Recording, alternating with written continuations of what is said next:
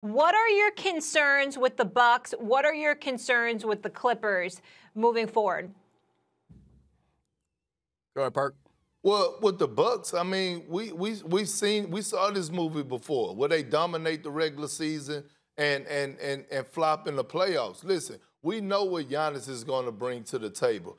I don't know what Eric Bledsoe and Chris Middleton are going to do because they have a history of disappearing in the playoffs. And you know that, and we all know that in order to win a championship, you have to have a Batman and you have to have a Robin. You have to have that guy that's going to step up. Last year in the playoffs, Eric Bledsoe, he didn't step up. They had to play George Hill in those minutes. Chris Middleton, he had a couple horrible games in the playoffs last year. So until the Bucks prove me wrong, I can't believe in them because we've seen this over the past 2 years where they have dominated the regular season and flopped in the playoffs. And when I look at the Clippers, listen, the Clippers are well coached by Doc Rivers, Ty Lue, Sam Cassell. That's my Celtic family for life, and I get it, right?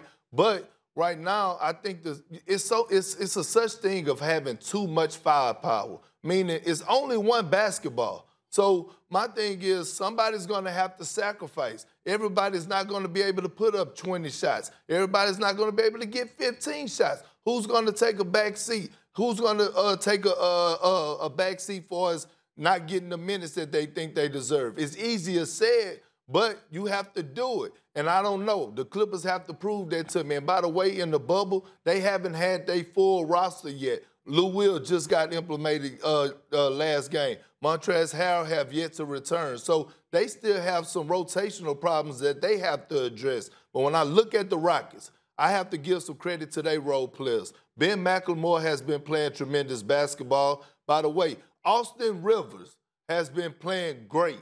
He's been playing great basketball, and I want to give him credit right now because a lot of people was talking about, oh, he's just in the NBA because of his daddy. No, he's in the NBA because that kid could flat out play. He could flat out play, period, point blank. So I want to make that emphasis about Austin. And then the Rockets are playing good, and they're missing Eric Gordon right now. Yeah, I think Eric Gordon.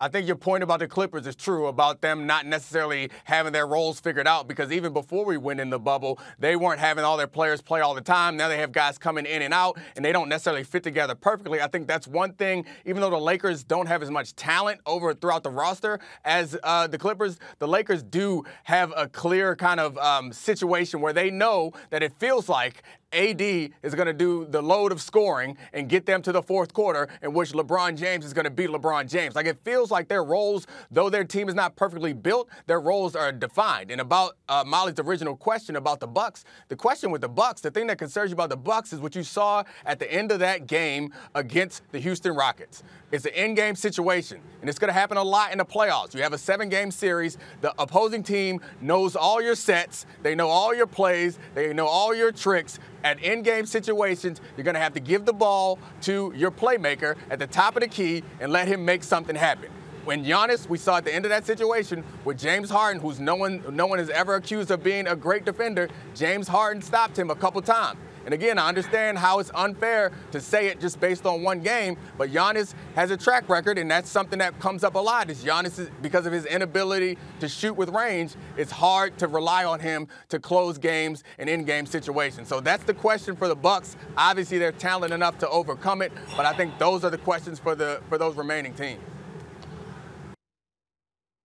Hey, Domonique, you sure basketball wasn't your first love? Because the way you preaching today, brother, I'm like, man, hold on. You must have really loved basketball at heart and just fell into football during your career. I had to. I was 5'11". I grew up in Baltimore. Trust me, I wanted to play basketball, but then I realized that was going to work out. So I had to figure out how to hit people to get this money. I wish I could have played basketball. It would have been a lot more fun, but I'm 5'11", and I can't handle like Chris Paul. So this is what you got to do. You got to learn how to backpedal.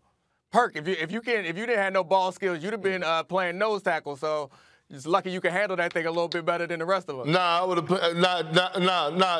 Nah, defensive end and tight end. No, don't get it twisted. I got these hands. I got these hands.